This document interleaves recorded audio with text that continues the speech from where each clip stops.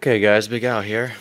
Today we're going to be starting our video series on the 22 Hornet, and in this section we are going to be doing our first step, which is resizing the brass. This is 47 pieces of fired brass that we are going to resize.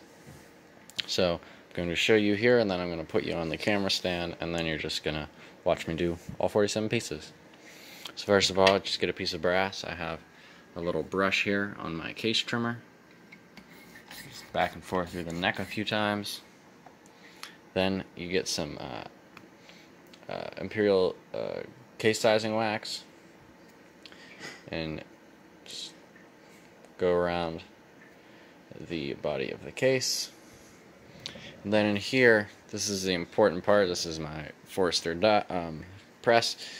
I have RCBS die, RCBS shell holder. Now this is a Forster press, so you're probably thinking, oh, why don't you using a universal shell holder? Well, I do have that over there, but I do not have the one that has the small size jaws that can fit 22 Hornet. So you actually can take the priming system from the top and put it in there, and you can actually use a shell holder in this case. So I haven't seen many people doing that before, which not really necessarily a reason for them to do it, but if you don't have the small adapter for the universal shell holder, you can use this method.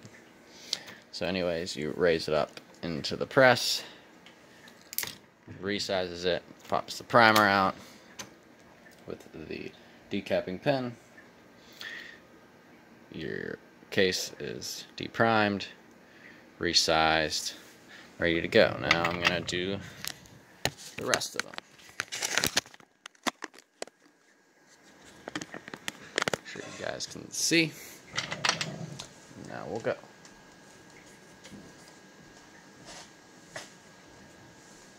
Takes a while to do 47, but it's not that bad.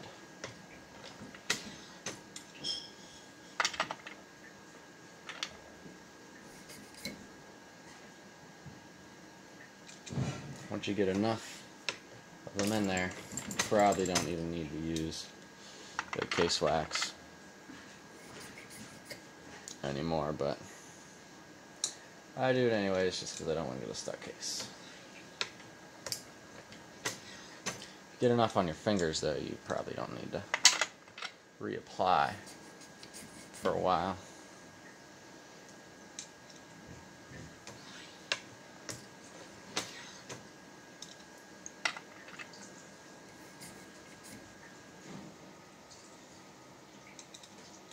Pretty fast, even for a single stage.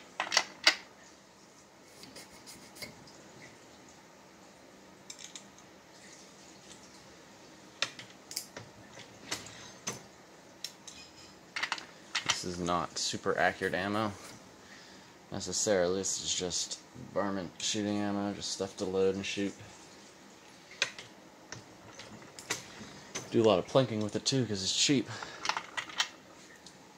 Only loading 10 to 13 grains of powder in it, and the bullets aren't near as expensive as some of the bigger stuff, and you can really do a lot of shooting for a lot less price. Yeah. Especially if you're just shooting targets or something.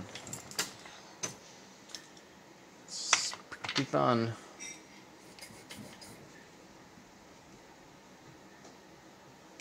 This gun's an old gun, Savage 340.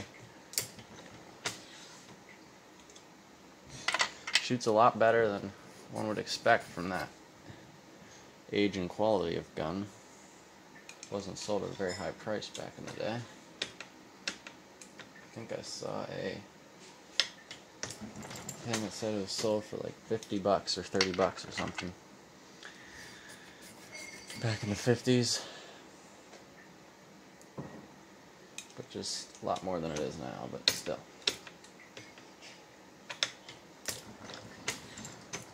The only downside to using this shell holder method that I'm using is it doesn't perfectly align it. back and forth. So you usually got to put your finger there just to assure that it's aligned.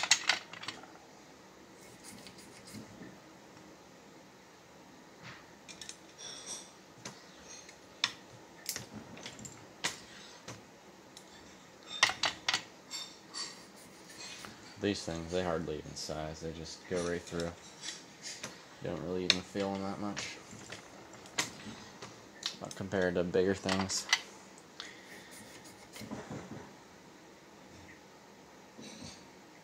If I didn't clarify before, this is a full-length resizing die.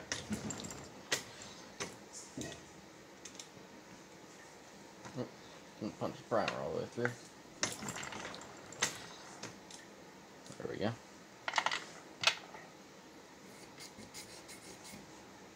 22 Hornet though, it headspace is on the belt as opposed to the shoulder, so it's a little different than your standard rifle cartridge, but it doesn't really matter as long as it's all consistent. I know a lot of people try to, or this headspace on the rim, what did I say, belt, yeah, rim. A lot of people try to get those kind of cartridges to push them up a little bit and headspace them on the shoulder, but this one doesn't have much of a shoulder. It kind of just flows right into the neck there. But I don't really see a big deal doing that. It would just presumably increase some case life, which is not really a big deal with these guys. They make, the brass is pretty thin, but if you shoot a lot of it, it's not really a big deal. I have to adjust my decapping rod just a little bit down. It's not going out every time. Where was I on this? There we go.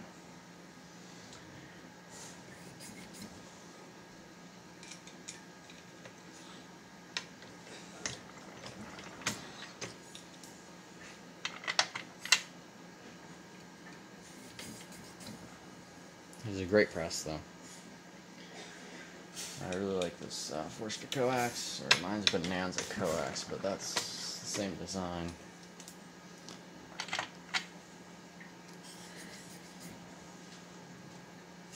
One thing with these cases is they do grow a decent bit,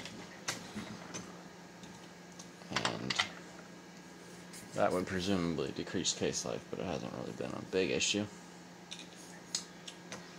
So usually I'm trimming them almost every time,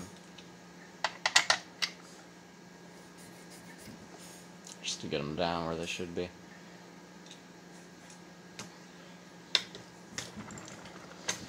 The other concern with loading these and the gun that I'm using, and the bolts that I'm using, is that I'm using VMAXs, so they're relatively long.